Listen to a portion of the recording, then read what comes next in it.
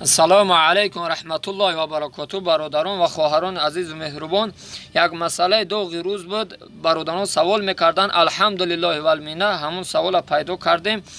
و پیش از آغاز صحبت یک دو سخن میگم برادران که فراموش نکنید. امروزه یک بیناموسی در ما و شما مسلمان ها پیدا شده است که یک برادر کوشش میکنه یک امر خیر میگذاره در اینترنت، کسی نیست او را گوش کنه و مسلمان ها را سایتاشون فقط نگاه میکنه، چیزای حرام پریکول تماشا میکنن. نکی فرد روز قیامت چگونه ما چهره پیامبر را نگاه میکنیم؟ پیامبر ای ما پرسه که اینترنت برای چی دادمت؟ الله پرسه که اینترنت برای چی دادم؟ چی جواب میگیم؟ با اینکه کوشش کنه که مسلمان واقعی شه. با یک تماشا کردن، با یک کلاس زدن امر خیر هیچ چیز نمیشه. شما گوش منه باید دیگه برادر تو روی میکنه، او هم گوش میکنه، اسلام میشه ان شاء الله.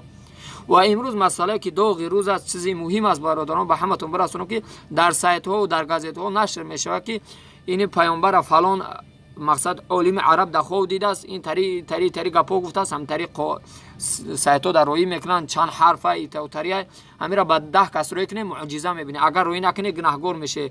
این پیش اومدن رمضان به دیگران برسونه، این طریق ثواب میگیره. همین بگیم که در گازیت ها نشر میشه، همه مورا این جهودا این دست بالای اکران که گذاشتم، این جهودا در همون سایت ها همیت تیار میکنن، به هم با فارسی هم با عربی به همه علاج چکو میکنن، هم را نوشته به دیگران چکو میکنن میرسونن. به چه خاطر این دشمن اسلامی کار میکنن؟ به خاطر که مسلمان ها به همین اعتقاد میکنن وقتی همون را به دیگران روی میکنن، پیغمبر را در خود نمیبینن یا همون چیزی که رزولتات باشه همون را نمیبینن، میگن از نه چه این دین دروغه، این اسلام هم دروغه، همه فناتیکای نعوذ بالله میشه، از دین خارج یا ضعیف ایمان میشه. به این خاطر کوشش کنه همه را اولش ادالت کنه، دیم که باور نکنه یا اسلام نیستن. اینا را این دشمنای اسلامی می اورو و جهودا و همه تیور میکنن تا اینکه مسلمان‌ها را چیکار کنن؟ پراکنده کنن.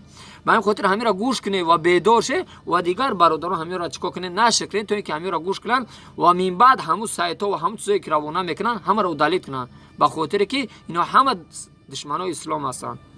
خدای مهربان همه ما و شما را هدایت برای راست کنه.